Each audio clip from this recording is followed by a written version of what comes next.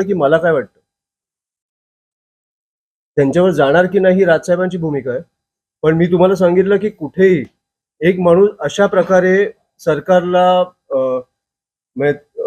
Unmask करत असेल किंवा त्यांचं पर्दाफाश करत असेल, तर आम्हाला ते आवडतंय की प्रॉपर केंद्रातनं ते पुरावे आणतायत आणि सांगतायत, आमच्यासमोर ठेवतायत.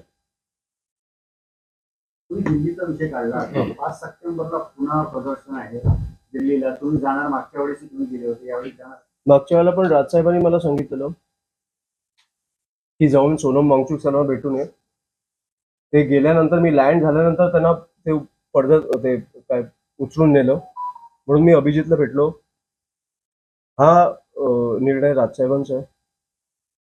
कुठच्या आंदोलनाला पाठिंबा द्यायचा की नाही द्यायचा हा निर्णय मला वाटतं राजसाहेबांचा आहे आणि तो ते घेतील. मंत्री घेतात मराठी सक्तीवरचा आणि तो मराठी बोलण्याकरता मुद्दे देतात, हे गोळीचं राजकारण वाटतंय. मी तुम्हाला बोललो ना, हे निवडणुकीसाठी चालू आहे. 4 महिन्यात आहे ना युपीची निवडणूक. या गोष्टीसाठी फक्त ह्या गोष्टी चालू आहेत. आपण ह्याच्यात गुंतून नका बसूया. ह्याच्यात गुंतून नका बसू तुम्ही आणि आम्ही पण नाही बसणार. आम्हाला ह्या राज्याचे विषय सोडवायचे. आपल्याला कळलं पाहिजे एक भाषा बोलायला किती वेळ लागतो आणि अशी काय मोठी कॉन्व्हर्सेशन होते रिक्षा चालकांची आणि टॅक्सी चालकांची, आणि ज्या मगरुरीपणे ते बोलतात की आम्ही शिकणारच नाही. सो मला वाटतं की ह्या गोष्टी आपल्याला कळल्या पाहिजेत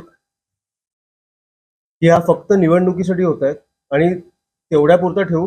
मला वाटतं की भाजपच्या हातातनं युपीची निवडणूक कुठेतरी सरकार चालली आहे.